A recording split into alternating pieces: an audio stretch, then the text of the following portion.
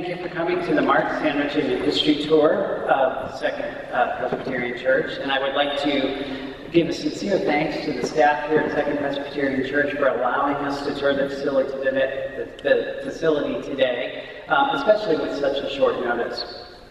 The tour is worth 1 hour of HSW continuing education credit through the American Institute of Architects. Please see me after the tour if you are interested in that. The Second Presbyterian Church was organized in April of 1882, and the Arkansas Gazette reported on April 18th of that year that the new organization will consist of one ruling elder and a few members of Dr. Welch's church, and expect to occupy it as soon as it's ready, the new edifice now being erected on State Street at the corner of 4th.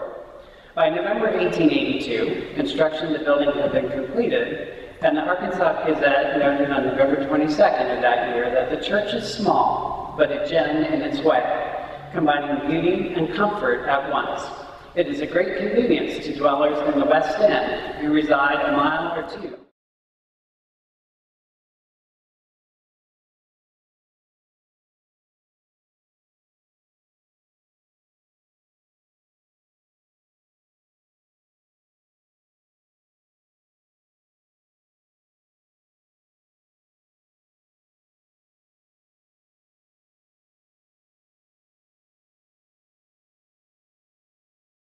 That effort.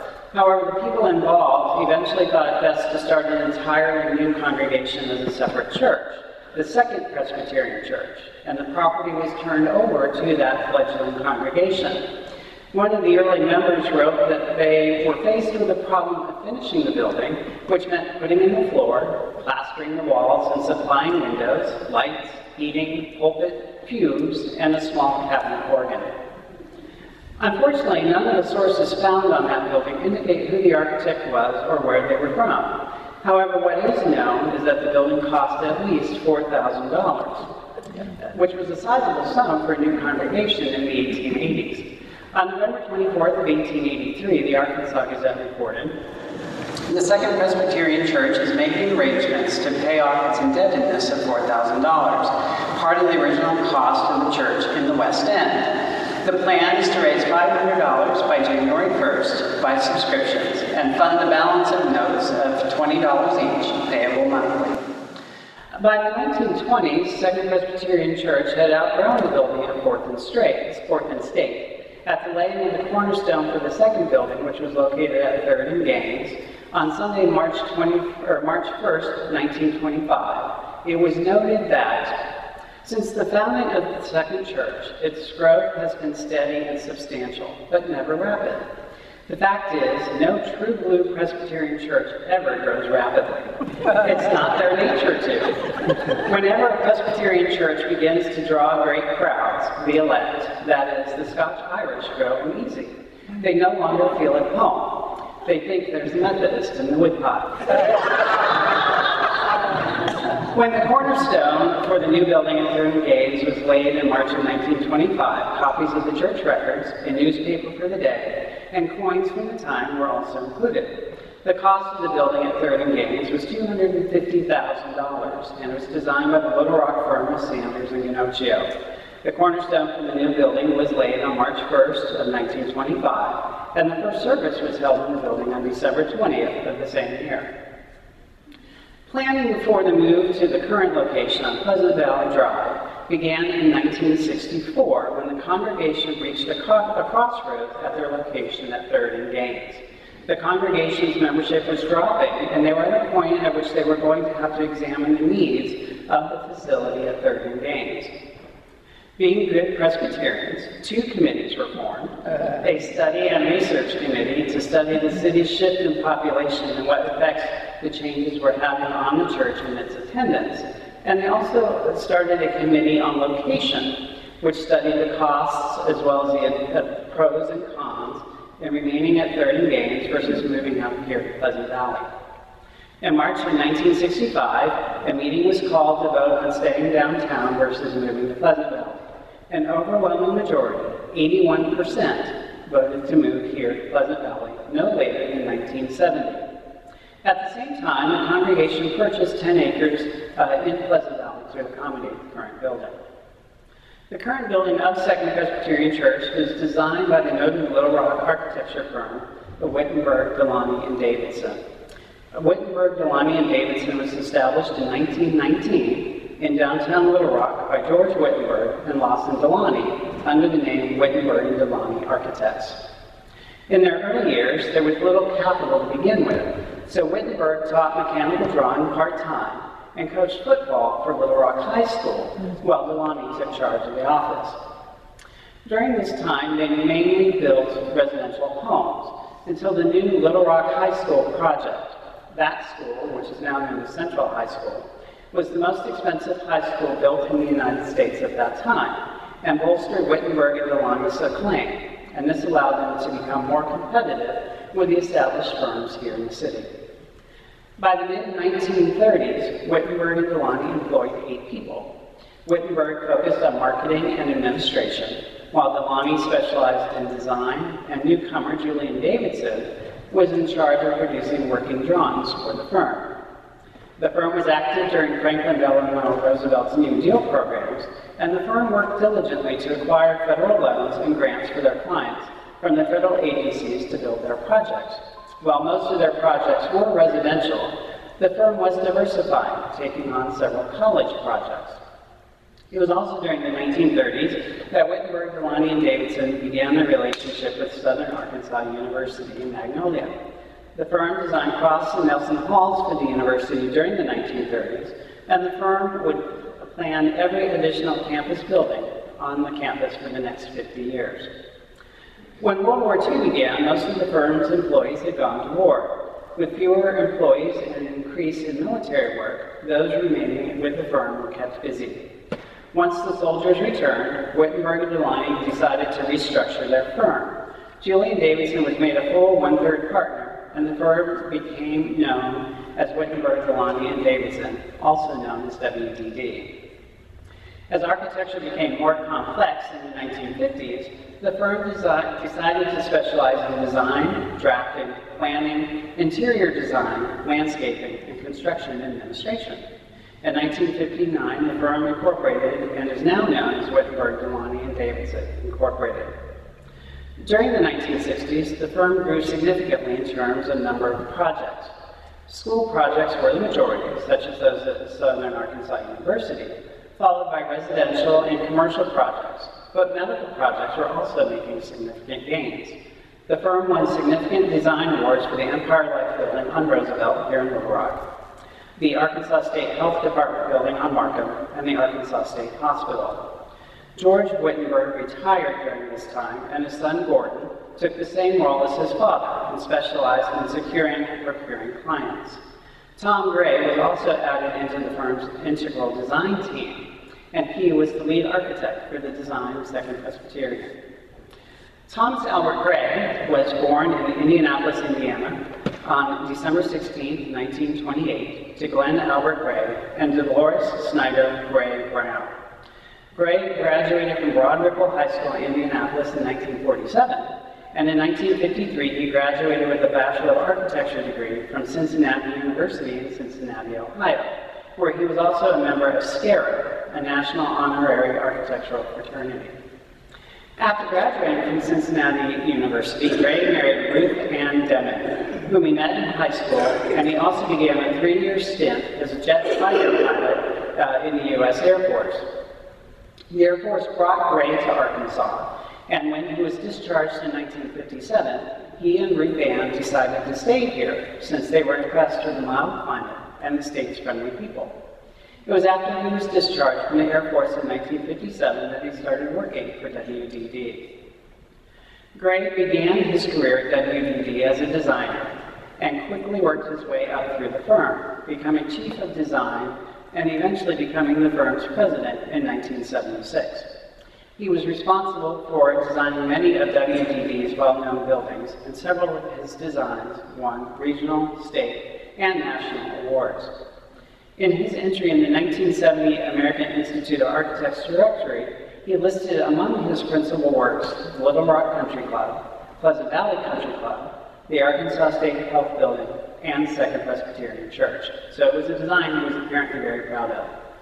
His work with WDD eventually led to Gray being awarded the American Institute of Architects Lifelong Honor, a fellowship, which is awarded for his notable contribution to the profession in the areas of design, service, and practice. Gray died at his home here in Little Rock at 25 River Valley Road, which he had designed for himself and his wife in 1963. He died on December 21st, 2014, only 10 weeks after Ruth Van had died. The first draft of the architectural plans for the current building at Second Presbyterian Church were completed by September of 1967, and the plans were reissued on December 4th of 1967. Interestingly, the building as built was at least the second design for the campus. Construction of the building occurred throughout 1968, and the building was dedicated in March of 1969. The location of the sanctuary in the center of the building represents the centrality of worship in our denomination, and the shape of the sanctuary recalls the shape of a tent, reflecting the historical roots of the tent and the tent revival in the growth of congregations. In addition, you will notice another reference to historical church architecture in the stylized canopy or sounding board behind our raised pulpit. And you'll also notice that the large chandelier in the center of the sanctuary resembles a large crown. One of the most distinctive features of the building, and from what I understand, also one of the most controversial, was the use of the stained glass windows, which were brought here from 3rd and Gaines, especially since they are in the middle of the building and would not be lit by natural light. Originally, these were backlit by fluorescent lights, but that system was replaced in the last few years by an LED lighting system. As part of the building committee for the church at 3rd and Gaines, a subcommittee was formed, of course, and given the responsibility for securing the stained glass windows for that building. The windows were designed and fabricated by Pittsburgh Stained Glass Company of Pittsburgh, Pennsylvania, a company that is still in business today. According to the records of the company, which we actually just discovered from them about a year ago, the windows were for the first Second Presbyterian Church were order number 9,913. The itemized quotation for the windows was issued on April 20th of 1925 to Sanders and Ginocchio, the building's architects.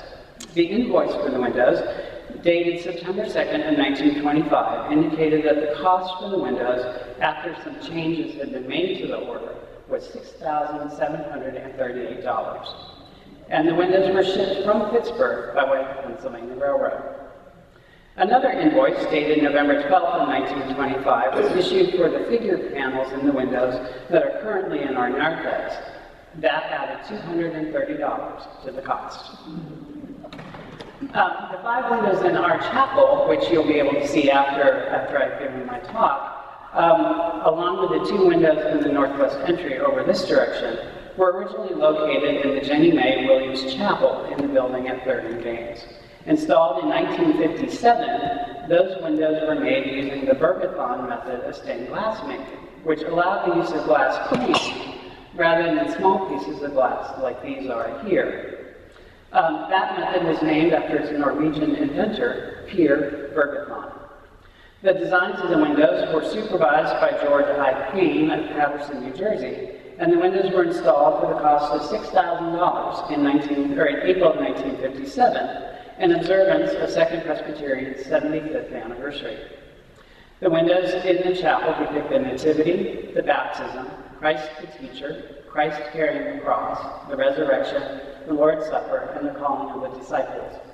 An 8th window, which was round in design and illustrated the Holy Bible, is currently disassembled and in storage. At the same time that Second Presbyterian Church was working with Wittenberg, Delany, and Davidson on the design of the building, they were also working with notable landscape architect Neil Hemel Park on the landscape design for the campus. The course of landscape architecture in Arkansas changed with the 20th century career of Neil Hemel Park, who is believed to be the state's first professionally trained landscape architect. Although Park was born in Lansing, Michigan on May 12, 1904 to Agnes Hemel Park and Elijah Crane Park, he moved with his family to Parkton, Arkansas in 1912, when his mother was transferred there to manage the Lansing Company. Park graduated from Parkin High School and then received his bachelor's degree in 1924 from Little Rock College. Park also earned a master's degree in landscape architecture from Cornell University in Ithaca, New York in 1928, and then spent time studying in Rome, Italy, after winning the Prix de Rome for landscape architecture in 1931. Due to the fact that Park returned from Rome during the Great Depression, he initially worked for the Tennessee Valley Authority on large-scale public works projects. However, by the late 1930s, he was working in Memphis, Tennessee as a partner in the firm of Heiberger and Park before he established his own practice in Memphis in 1939. In the early 1940s, Park was called on to do the site work for a swampy location in southeast Arkansas that would ultimately become the Rower Relocation Center site. According to a 2007 interview with Park's wife and 2 daughters, he completely laid out that site and considered it a most unpleasant task, and he also considered it his largest professional regret. Park practiced on his own in Memphis for only a few years before he moved to Little Rock permanently in 1943, the same year that he married Lois Linebrier, a nurse from Camden, Arkansas. Shortly after moving to Little Rock, he bought a 3-acre property at 4 Cantrell Road and soon began designing the landscape for his own property. Unfortunately, that house and garden were demolished last June.